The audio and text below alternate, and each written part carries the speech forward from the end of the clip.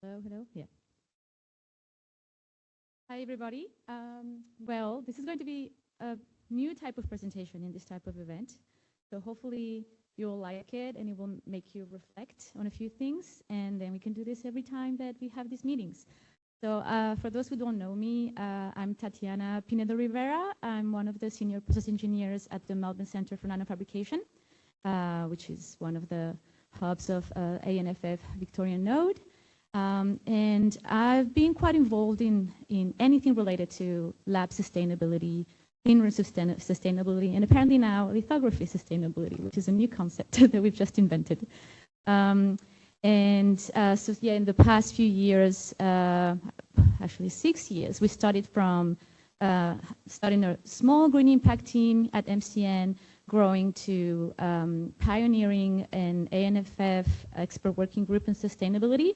And more recently, actually less than a year ago, we had the idea of Labs Who Care, which is a community that because the main mission is to encourage everybody to think about embedding sustainability in laboratory practices.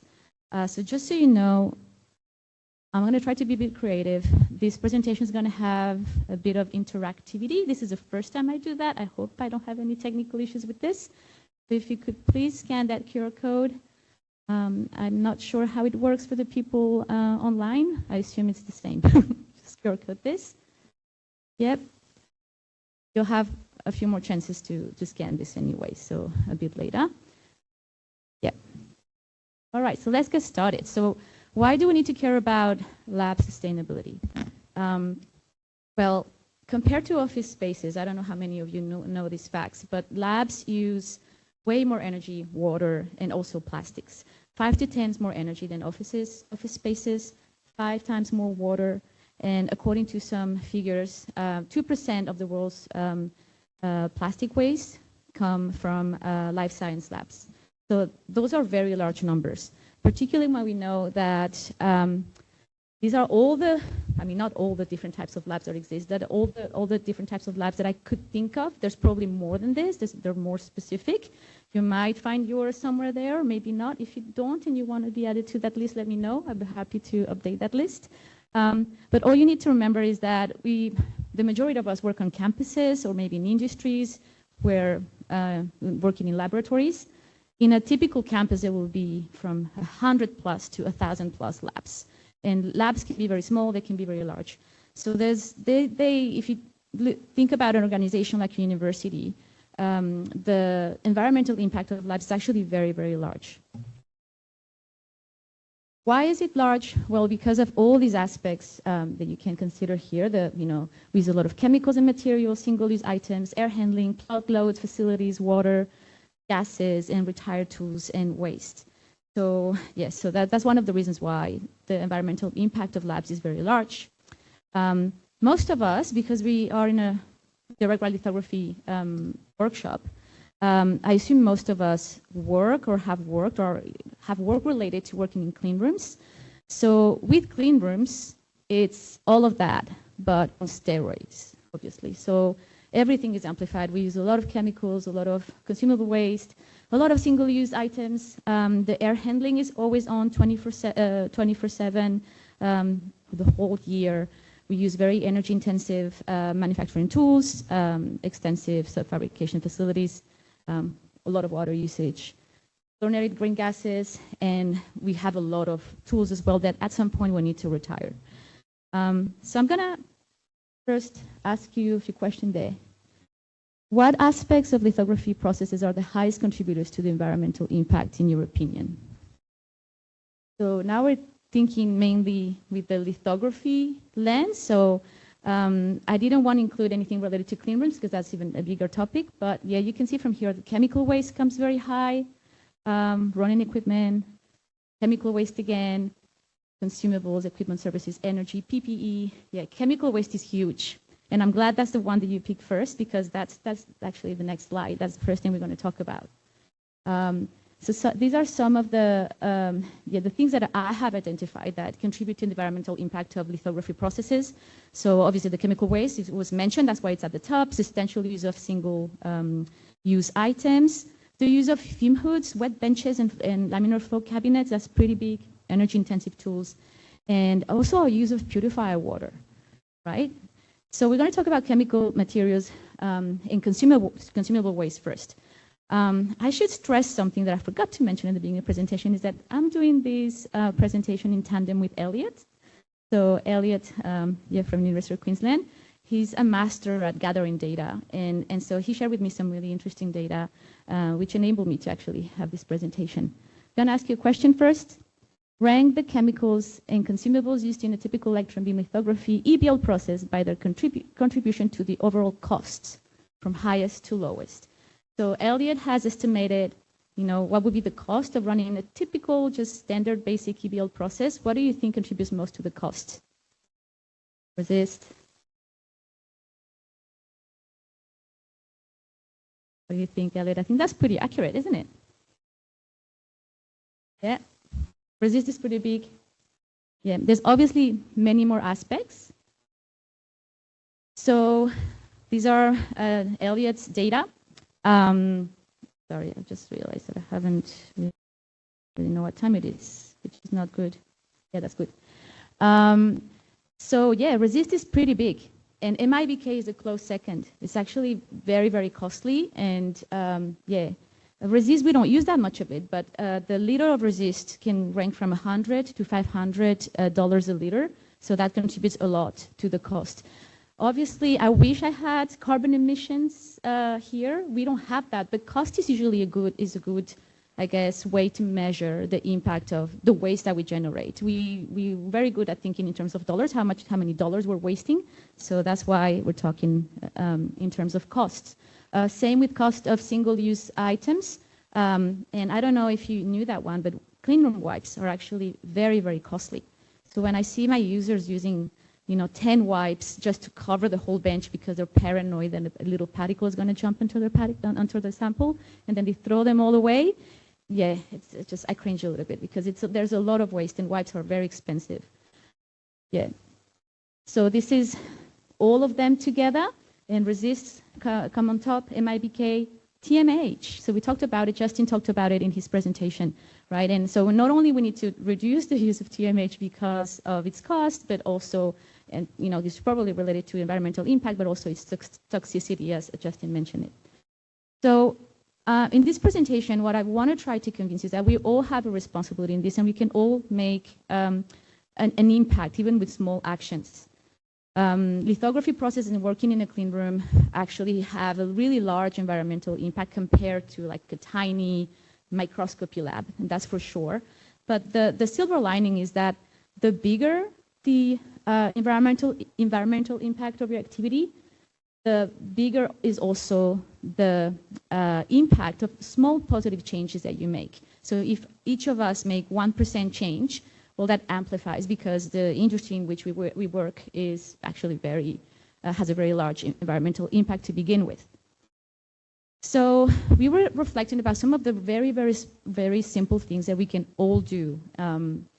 And I've sort of ranked them. Well, I haven't really ranked them yet. I will later. But some ideas that anybody can do. So, and I ran some calculations about this, by the way. So if you take a 4-inch wafer and we place it in a dish that is, this size, which is slightly larger than the wafer, and we put a lot of solvent, 4 centimeters, which is actually quite a lot, is about this much, and we see that all the time in the lab, by the way. Well, you will need about 5.3 milliliters of solvent per centimeter square of surface area. Now, if you encourage batch processing, and I was really pleased to see Micromaterials showcasing their dish dippers there to have all these little slots so that you can do that, you can batch process.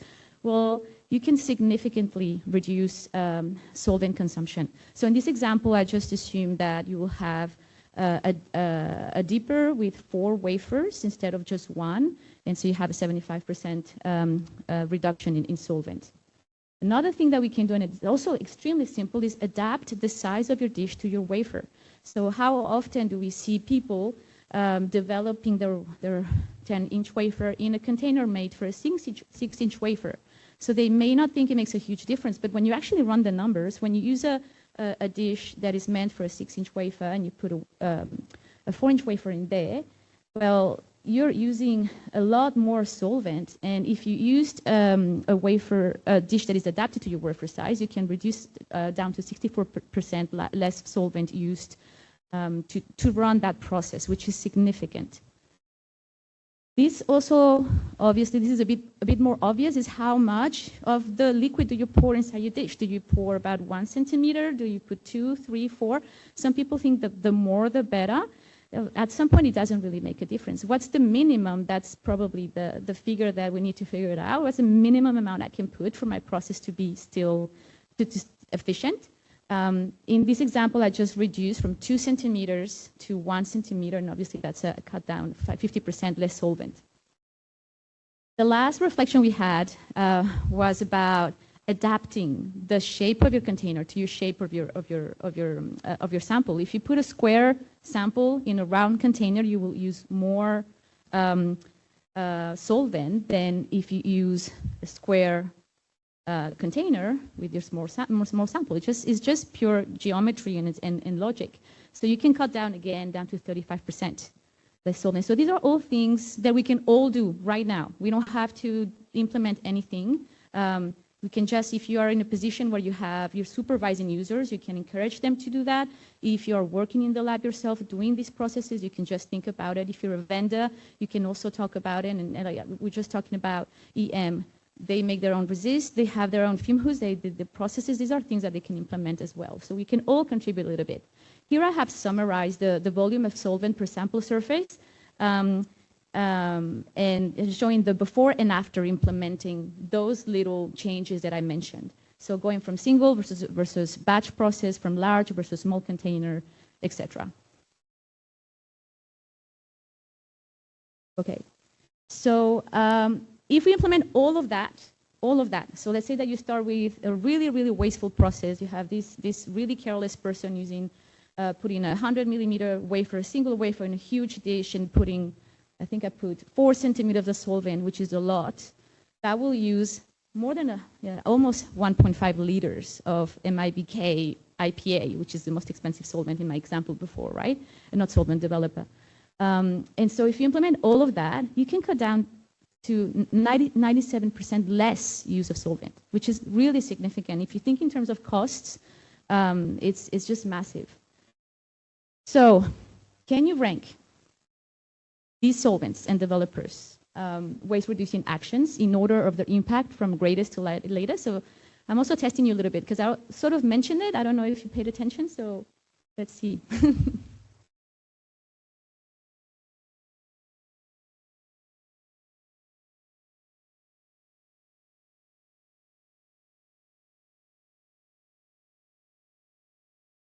Yep. I think number 2, yep. I think number 2 and 3 are switched. Giving you the answer. Well done. So yeah, so that's pretty much how it traces. So if you combine anything, you can get up to 97% less usage of solvent. The batch processing is always better. It's not always possible, as we know, particularly in a research and development setting. But using an adapted container, that's very easy to do, and also pouring less, anybody can do that. This one is a bit more tricky because that implies that you need to have a wide range of dishes, and some of us do, some of us don't. But it's worth the investment to do that. When you think in terms of how much money you're gonna save from preventing that waste, yeah, it's a lot. These are other green chemistry suggestions, and I don't know if you've ever heard that term, green chemistry. I know that for a lot of people this is only starting to pick up, but all of these suggestions that I just gave you are green chemistry suggestions, so just using less solvent. We're not replacing the solvent, it's still the same, but we are using less of that. We're optimizing the efficiency of those solvents that we're using. We could also choose solvents with the right purity grade for each task. Do we have to have the best high-grade solvents every time? Probably not. There's things that we do in the clean room, like just even cleaning the benches, and we're using the high purity grade isopropanol. That's a lot of waste. So we need to think about what type of solvent we use for each specific task we do in the clean room. Another very popular thing that is catching more momentum in the EBL community is replacing MIBK and IPA as a developer for PMMA with isopropanol and DI water, or ethanol and DI water.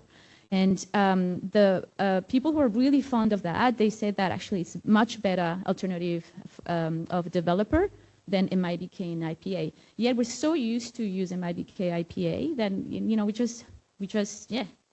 we didn't think about it. So it's such an easy change, and MIBK is so expensive that this is something that all of us should be trying to do.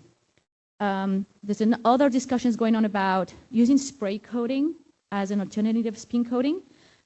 Spin coating wastes 95% of the resist that you're using. And resists are very expensive. I mentioned earlier, $100 to $500 per liter. So with the spray coating technique, although there's other technical challenges, you could be cutting down to 80% of waste of resist. So it's something to think about. If you have access to spray coating facilities, start investing time in trying to develop processes using spray coating if you can, rather than spin coating. Developing and using green resist. So Elliot has contributing to this paper down there where these trying to develop EBL resists made out of cellulose that comes from renewable sources rather than fossil fuel sources. So these are, I guess, new topics, and if you have the possibility, particularly the resist companies, to develop that, I think that it would be really, really interesting and really on point. Finally, a little bit of a controversial topic, reusing solvents and or developers. A lot of our facilities are already doing that. We can certainly do this with non-critical processes. Obviously not with your final product that needs to be pristine and really good, but we can certainly do that. There's ways that we might think of reusing and filtering the particles or the contaminants, decanting, what's the other word I was looking for? It will come back to me. So yeah, these are things that we can all explore. All right, even though there are obviously more work than just changing, adapting your, how much time do I have left?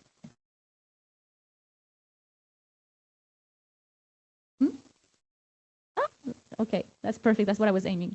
And now I'm going to talk about fume hoods. Fume hoods, laminar flow cabinets, and wet benches. Unfortunately, I haven't done a lot of research on laminar flow cabinets and wet benches, but I assume they're very, very similar. So it's very, very similar concepts. I don't know if you know this, but so one fume hood uses a lot of energy per year. In terms of the equivalent energy of an average Australian household, how many houses do you think one fume hood is worth in terms of energy? Do any of you know this figure? Because it's getting more popular. Yeah, good. Yes, you've been to my talks before. Any of you know? Yep, it's actually 5 Australian households. So that's your typical fume hood that you have in a chemistry lab. So obviously there's a lot of variations, and also depends on how you use it. So if you use it responsible or not, but it's a extremely large number. In other figures, you might see 3.5 houses. That's usually for American households.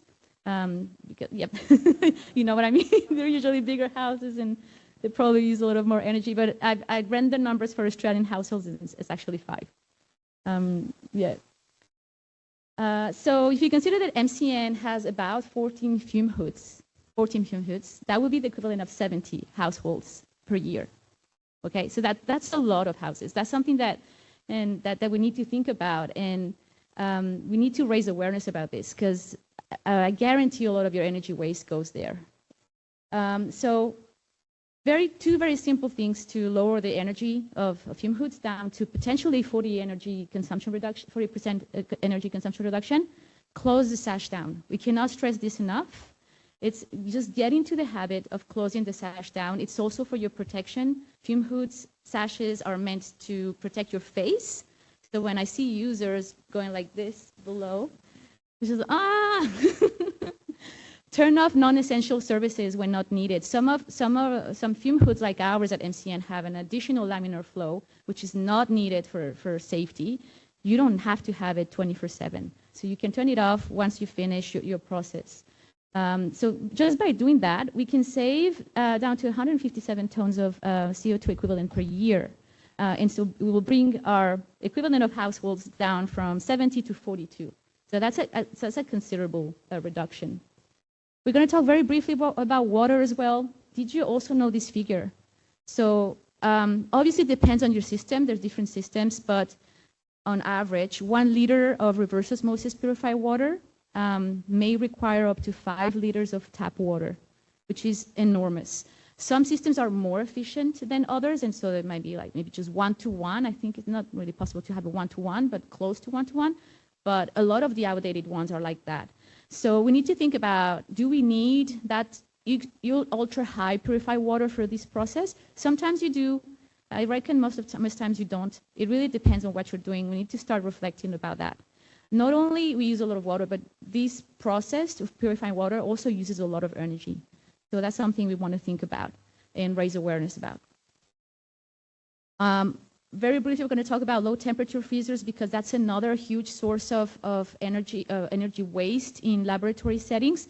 For lithography purposes, I don't know if any of you store maybe your resist on low temperature freezers. When I mean low temperature freezers, I mean -80 low temperature freezers.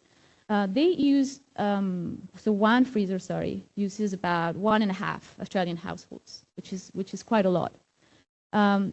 At MCN, I think we have 4. I think I made up this number. I don't know. I don't know exactly how many we have. Let's say we have 4 fictitious lab. So that's about 6 houses. 2 very simple things we can do: increase the temperature by 10 degrees, so to -70 degrees. Some people also do it to -60.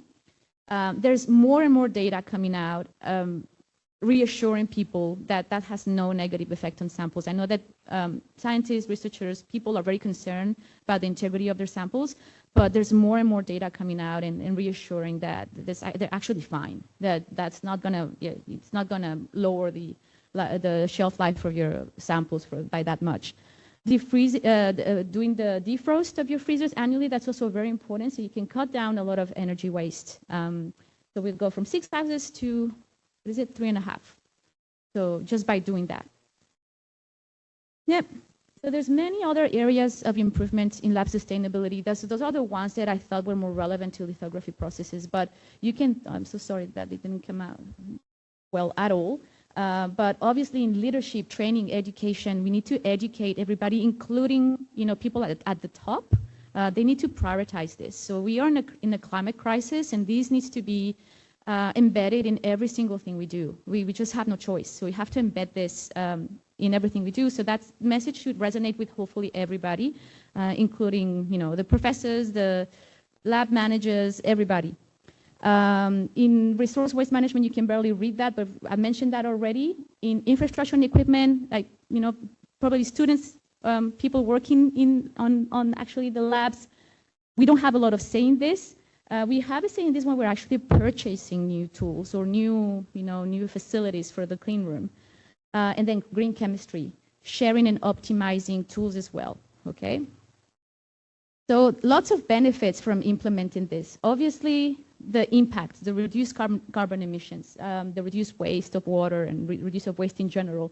But there's also the savings aspect and the reputation and staff development as well. We feel better when we feel that what the job that we're doing doesn't damage the planet more.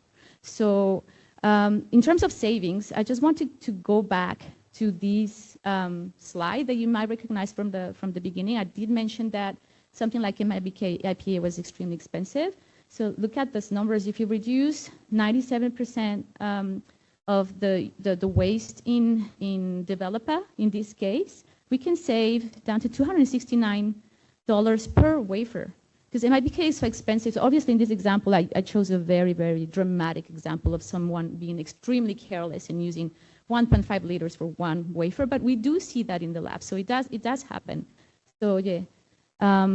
I've also ranked these. You might recognize again this graph, but I put the cost associated to all of these little actions that you can do and how much you can save per wafer. So just by adapting the shape, you will save $10. By using less solvent, you will save 20, etc. Okay, so put that in terms of costs. So maybe that will resonate a bit more. All right, and I also did that for the fume hoods. So in the fume hoods, in my example at MCN, if we manage to reduce the energy, the waste of energy by 40%, so that will be equivalent to 38 Ks of Australian dollars per year of savings. That's significant. The freezers is a little bit less, is only $3,000, but it's still a lot of money. And this is actually not hard to do. At MCN, we have significantly changed the way we operate our fume hoods. We still see some bad behavior, but I think it's so much better, in my opinion. And so, yeah, that makes me feel really good. So some takeaway messages. This is a poster. I did a similar thing for labs when I do my lab sustainability presentations, just giving you some really simple actions that you can try implementing in your labs, in your clean rooms, in your lithography processes. I've translated that to lithography processes. So choosing solvents with the right purity grade for each task. Use the right type of water, minimize solvents waste, replacing IBK with IPA. I've already mentioned most of this. Okay? If you want to get more involved, actually you should all get more involved, right? It's actually not that hard. Here are a few steps that you can take. You can start a sustainability team. It's actually not as hard as you think. You don't have to start one from scratch. You might join one that already exists.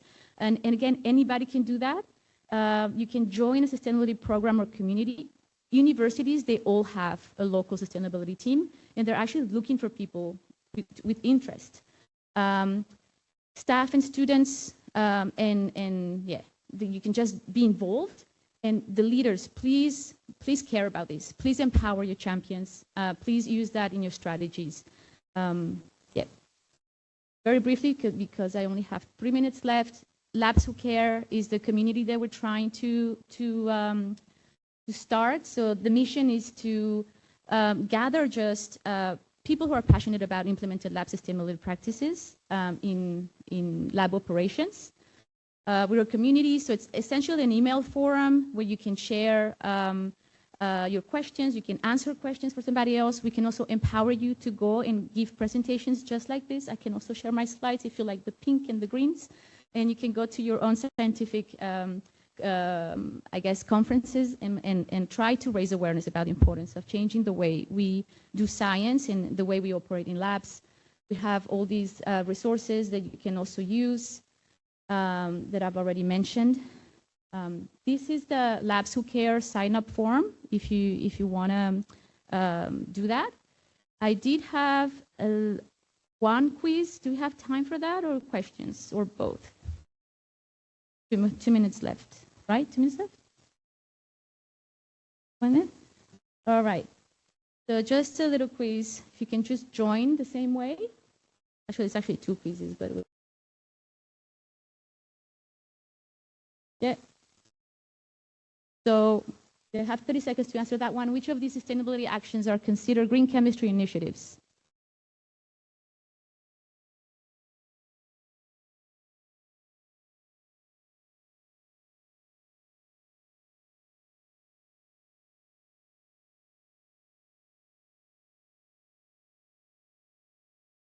And I've just added the bottom one this morning when I was listening Justin's presentation. It's like, oh yeah, that's one too. Yep.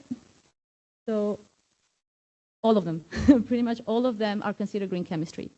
So feel good when you do this. You can say, yeah, I've done green chemistry. It sounds fancy. The energy consumption of one standard fume hood is equivalent to the energy consumption of how many average Australian households? Hopefully today you will all know this. So I should have only good responses. Ooh, who said 2? Yeah, it's 5. Choose the right answer. In average, labs use 5 to 10 times more energy than office spaces, 2 times more energy, or labs use the amount of energy as 5 average Australian households. That's very poor grammar. Sorry about that.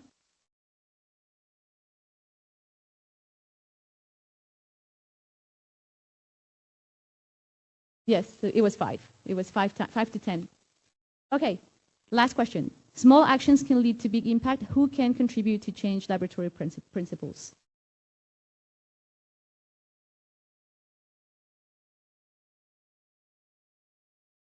You're done voting? Sorry, the answer didn't come up. The answer was everyone. Oh, Simon. Should I don't have a prize. I'm so sorry. Should I have a prize this time? This was the first time. Did you like this? Because this is the first time I do this.